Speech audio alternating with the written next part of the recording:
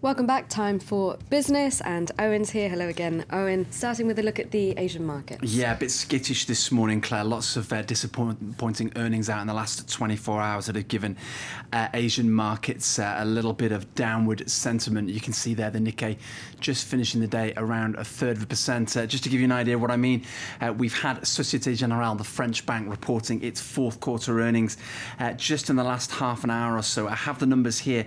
Fourth quarter earnings down, that's its net profit for the fourth quarter, I should say, down to 100 million euros. That's compared to nearly 900 million euros for the same period a year earlier. Similar kind of picture to BNP Paribas yesterday. SocGen saying it's taking €500 million hit as a result of deleveraging from Greece and writing off those toxic loans it's had in countries like Greece, in Italy and Spain. So well down there for Société Générale. Now, we've seen some big moves on the oil markets. We think it's been triggered by Iran, but no one's quite sure about that. Yeah, it's a tricky one, this. We know that the Iranians for weeks now have been threatening some sort of retaliation. That's in response to the EU and the US imposing an economic embargo, a new embargo that's due to take effect this summer. Nobody was quite sure what the Iranians' intentions were, but we had a pretty good idea when this report dropped from Iranian state TV, Press TV, yesterday.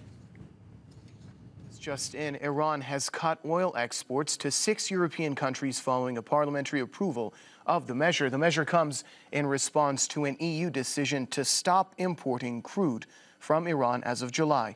That was Iran's state TV there on Wednesday. Just to give you some more details on that, those 6 countries mentioned there, they include France, they include the Netherlands, all the leading European countries that have been among the most vocal in imposing this embargo.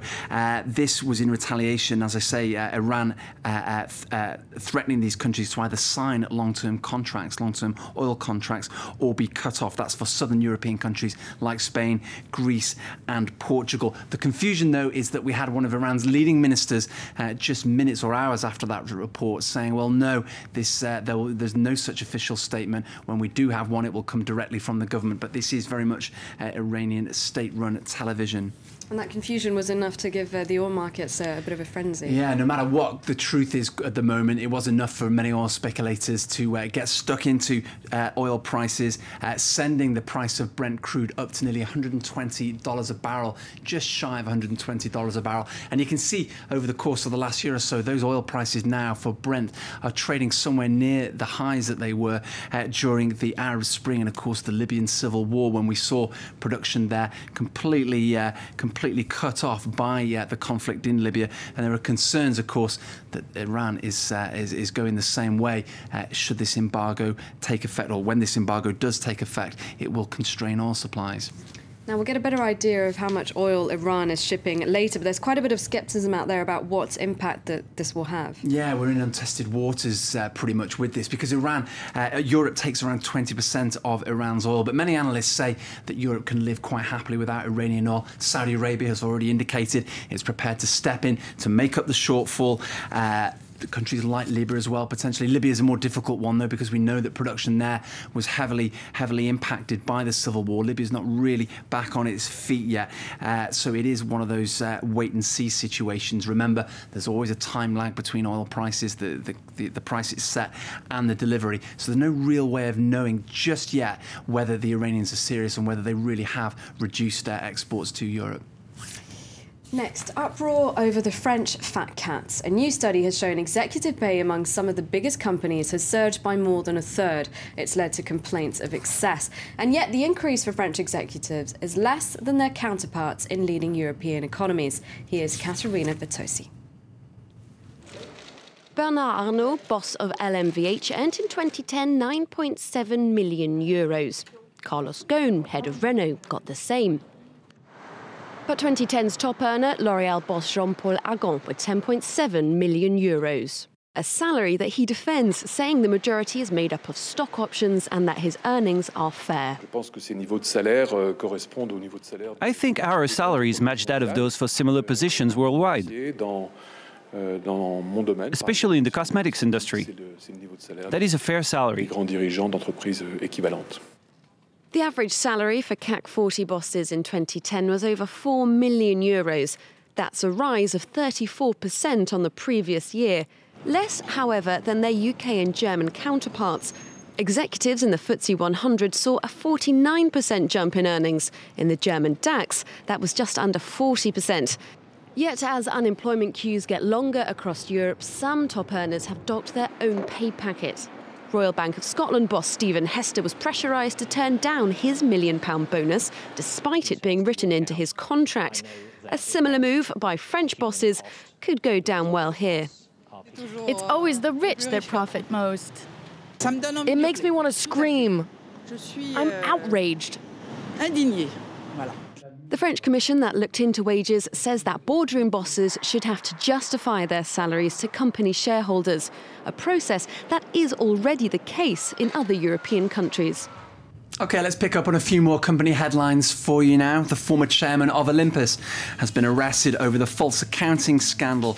It's understood Tsuyoshi Kikukawa and 3 other executives were detained on suspicion of violating a number of financial laws at the Japanese camera maker. Kikukawa quit after former CEO Michael Woodford blew the whistle on the cover-up of nearly $2 billion of losses last year.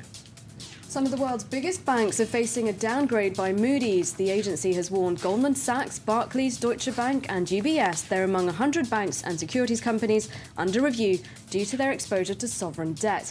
Earlier this week, Moody's downgraded a number of European countries while becoming the first agency to give the UK a negative outlook. And Cisco is challenging Microsoft's takeover of Skype at the European General Court. Cisco is concerned Microsoft's $8.5 billion buyout for the social networking site could harm its video conferencing business. It wants the EU to ensure Microsoft uses open technology standards that will enable Cisco equipment to run Skype. Now, the EU's emissions trading scheme for airlines has incurred the wrath of countries like the US and China. They've banned their carriers from paying it, but those behind the new levy say it's here to stay, whatever the diplomatic costs, and they've been defending it at the Singapore Air Show. Visitors to the Singapore Air Show were perhaps unaware that behind the scenes, key industry players were not seeing eye to eye on the future of aviation. Sim Kallas, Vice President and Commissioner responsible for transport of the European Commission, is standing firm behind the emissions trading scheme. In our opinion, it's definitely not a big burden for airlines. And the major impact we expect from ETS is, of course, impact on CO2 emissions. 2 to 10 euros the ticket, it is definitely affordable. Still, many airlines and governments, such as Washington and Beijing, believe that the scheme undermines state sovereignty.